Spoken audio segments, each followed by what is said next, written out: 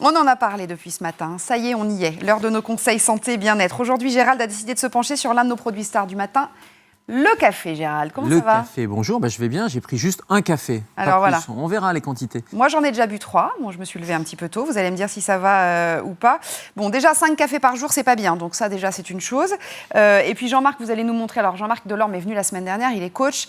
Vous allez apprendre à le connaître sur LCI. Vous allez nous montrer des petits mouvements tout à l'heure qui peuvent nous permettre d'éviter le café.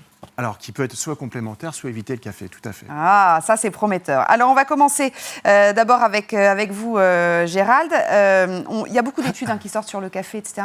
Attention, café et caféine, c'est pas tout à fait la même chose. Alors, c'est pas tout à fait pareil. C'est la caféine, en fait, la substance qui serait soit bonne pour la santé, soit mauvaise pour la santé. Et on y reviendra parce qu'il y a beaucoup d'études, et notamment des études contradictoires en fonction de la quantité. C'est la caféine qui est importante. Et la caféine, on ne la trouve pas que dans le café. La caféine, on la trouve, par exemple, dans le thé.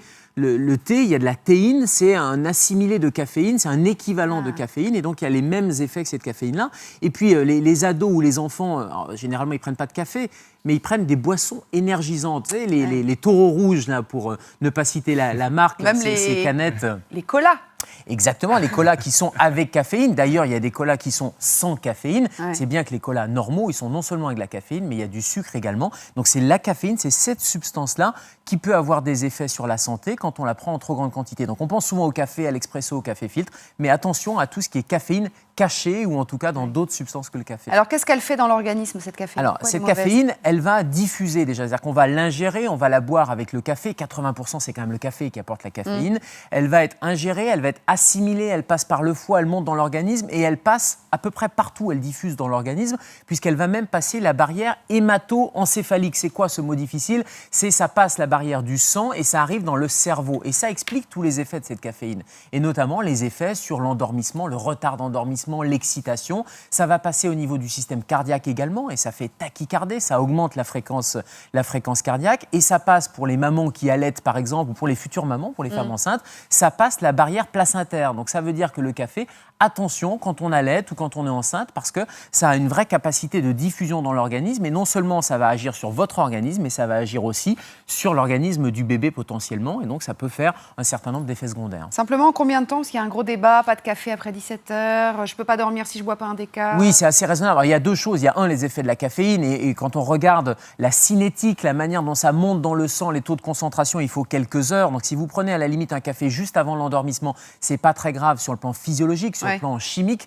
En revanche, il y a aussi un effet psychologique. C'est-à-dire qu'on sait très bien que quand on prend du café juste avant de se coucher, etc., psychologiquement, on va se dire que, et ça va gêner l'endormissement. Donc il y a les deux effets. Les effets biochimiques, chimiques dans l'organisme, et puis il y a les effets un peu psychologiques, avec une inégalité. On n'est pas tous égaux face à la caféine. C'est-à-dire qu'on sait très bien il y a une variabilité entre les individus. C'est-à-dire, Jean-Marc, vous, Bénédicte, peut-être que vous allez avoir une bonne tolérance au café, votre organisme va bien métaboliser et finalement, vous pourrez prendre 3-4 tasses sans aucun problème. Et puis, à contrario, quelqu'un d'autre va pouvoir avoir une sensibilité particulière ou accumuler du café. On sait que des patients qui ont des maladies du foie, par exemple, vont avoir une tendance à accumuler la caféine. Donc, il leur faudra moins de quantité pour avoir des effets, finalement, qui vont être des effets nocifs. Et puis, il y a une autre variabilité qui vient d'être découverte, ça a été publié la semaine dernière. On a un gène qui est le PDSS2, peu importe le nom, mais ce gène-là, quand on possède cette variation génétique, eh bien, on a un métabolisme de la caféine qui est différent et donc, du coup, on a besoin de moins de café, ce qui expliquerait un peu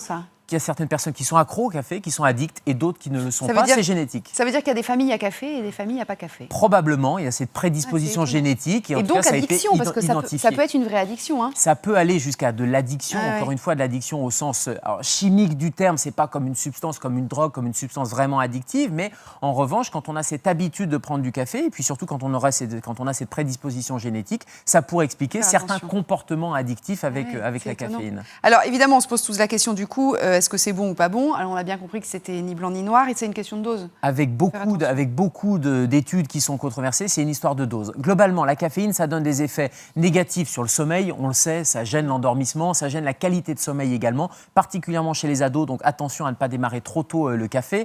Deuxième effet secondaire, c'est la tachycardie, on en a parlé. C'est le palpitant qui va se mettre à taper plus vite. C'est le cœur qui va augmenter sa fréquence cardiaque. Ce qui veut dire que quand on fait du sport, et l'association caféine-sport, caféine-activité physique, c'est une mauvaise association. Et je reviens sur mes boissons énergisantes qui ne sont à pas confondre avec les boissons énergétiques. Les sportifs prennent ou fabriquent parfois leurs boissons énergétiques pour compenser la déshydratation. Ce n'est pas du tout les boissons énergisantes, ce n'est pas du tout la même chose. Ouais. Et une boisson énergisante avec de la caféine, c'est mauvais pour l'effort physique pour des raisons d'hydratation et pour des raisons de travail cardiaque et de fréquence cardiaque. Donc ça, c'est les effets négatifs. Mais il y a quand même des effets positifs. Et quand on est à moins de 400 mg par jour, c'est quoi 400 mg 400 mg, c'est 4 tasses d'expresso, par exemple.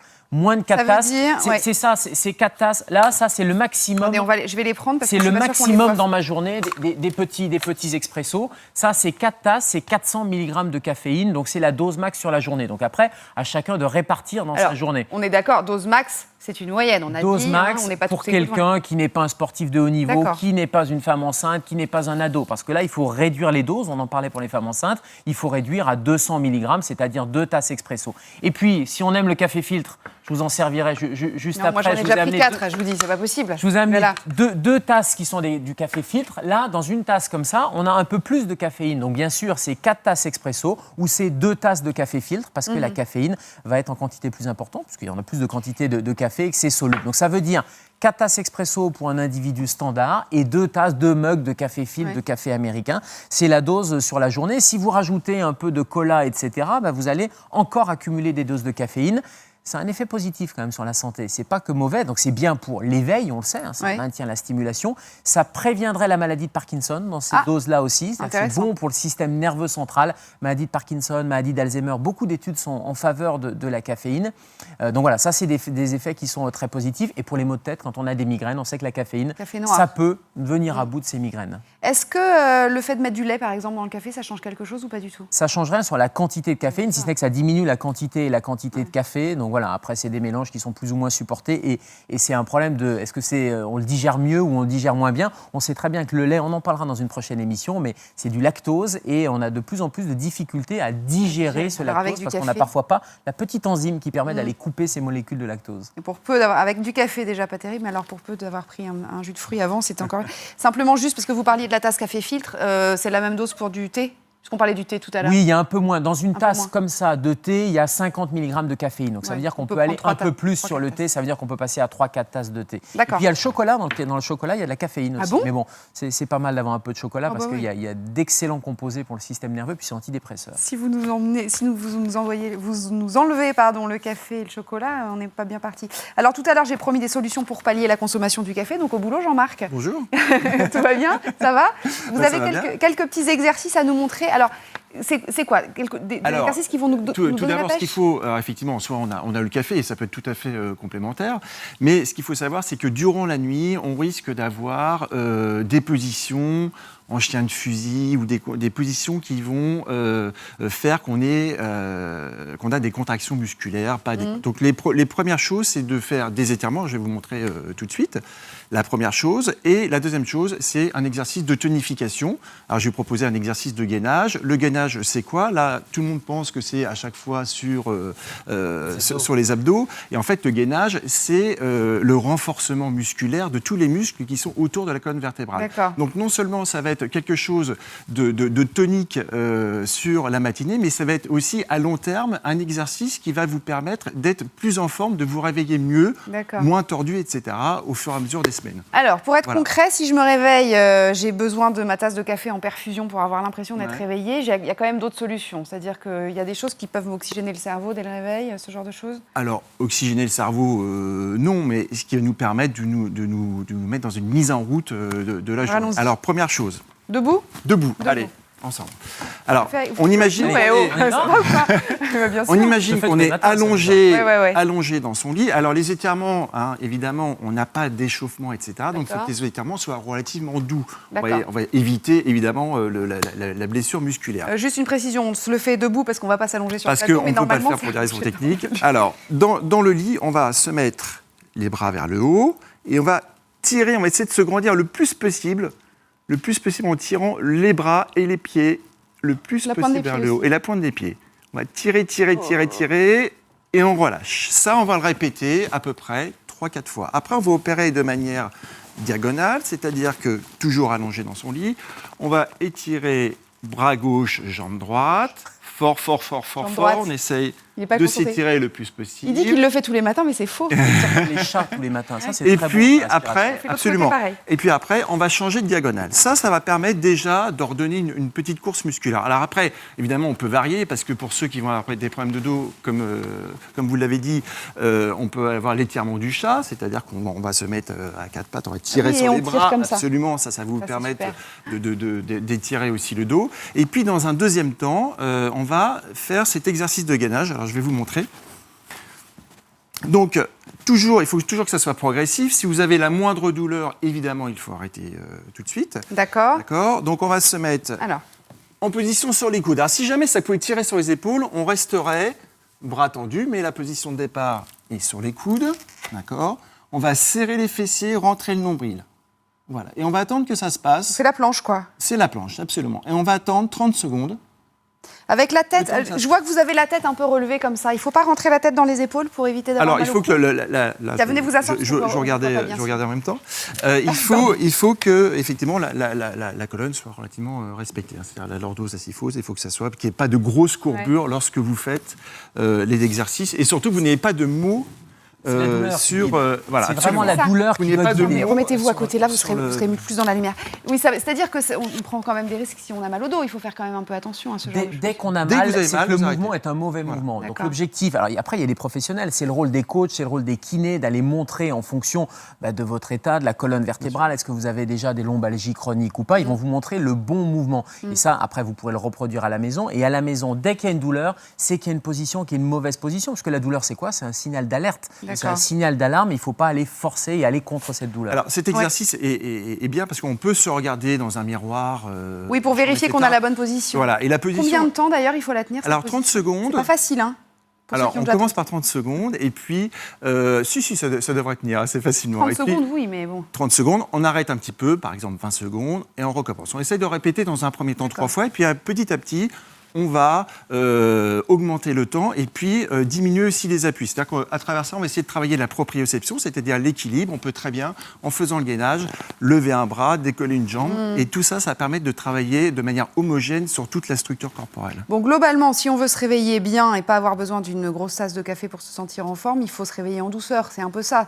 ce qu'on Oui, dit, et Gérald, hein. j'allais dire, on peut prendre une petite tasse de café, c'est pas le Non, non, problème. mais c'est pas du poison, attention, hein. L'idée, bien sûr, et Ouais, l'idée, ouais. c'est de répartir sur la journée parce qu'on a l'impression que ça va nous éveiller plus vite. Et en fait, on sait qu'il y a des problèmes de concentration derrière. Donc, on a l'impression qu'on s'éveille plus rapidement avec de la caféine, mais malheureusement, ça va être au détriment d'une concentration. Donc, si vous mêlez une petite tasse de café, petit déjeuner léger parce qu'il faut un peu d'énergie quand même, derrière des mouvements d'étirement sans douleur, et je rajouterai une troisième chose qui est la respiration, de respirer et de s'oxygéner. Vous disiez, Bénédicte, comment on s'oxygène, comment on se réveille et on oxygène le cerveau. On peut très bien le faire avec des mouvements respiratoires très simples. D'inspirer, de prendre conscience de cette inspiration. On a fait la dernière peut fois faire avec la ça sophrologue. Absolument. avec la sophrologue, c'est de la cohérence cardiaque, c'est de la sophrologie. On tape tout sur Internet, cohérence cardiaque, il y a des petites applications. Et on va prendre conscience de cette respiration, on va remplir sa cage thoracique. Les yogis le font très bien également. Et on va oxygéner à tel point qu'on le sent au début. On a même une espèce d'étourdissement parce qu'à force d'amener de l'oxygène, et on n'a plus l'habitude Ça peut d'être tourner la hyper tête, oxygéné, ça fait un peu tourner la tête. Mais ça, on s'y habitue très très vite. Et le fait d'inspirer et d'expirer, c'est-à-dire de relâcher et d'évacuer un peu toutes les toxines, Ouais. où on a un peu l'impression de se nettoyer le matin, ça permet de se nettoyer de la nuit. Faut Et si respirer vous en rajoutez gonflant un le verre ventre. d'eau, Ça, Absolument, toujours. Et dernier petit conseil, il y a pléthore d'exercices évidemment pour le matin qu'on Ouais. pourrait faire en tonification. Il faut bien avoir conscience qu'on n'est pas échauffé le matin. Donc là, il s'agit d'une contraction que l'on appelle isométrique, c'est-à-dire qu'il n'y a pas vraiment de mouvement, d'accord. Et ça, c'est important parce que dès qu'on commence à avoir une amplitude articulaire, un peu de force, etc., sans échauffement, bien sûr, on peut se serait blesser. dommage. Hein. Ouais, Donc ça, ça, c'est vraiment quelque chose à avoir en tête, c'est de faire des exercices comme ça qui sont relativement doux, qui peuvent être tonifiés. Ça peut être une chaise, par exemple, vous savez, se mettre contre le Ah oui. mur avec les jambes écartes, ça peut être ce genre de choses, mais surtout pas voilà, doucement. Moi, j'ai retenu l'étirement dans le lit. Là. Oui, C'était un et ça, peu c'est petit, très ça, important c'est pour le vachement départ, bien. pour le starter. J'ai encore une question, puisqu'il y a beaucoup de gens qui sont assez adeptes depuis quelque temps du jus de citron le matin. C'est bon, ça, ou pas? oui, et j'allais dire, c'est le quatrième élément. On va boire quelque chose, c'est-à-dire qu'on va remplir d'une énergie. Alors, je disais petit déjeuner léger. Ce qui est excellent, c'est de prendre un verre d'eau,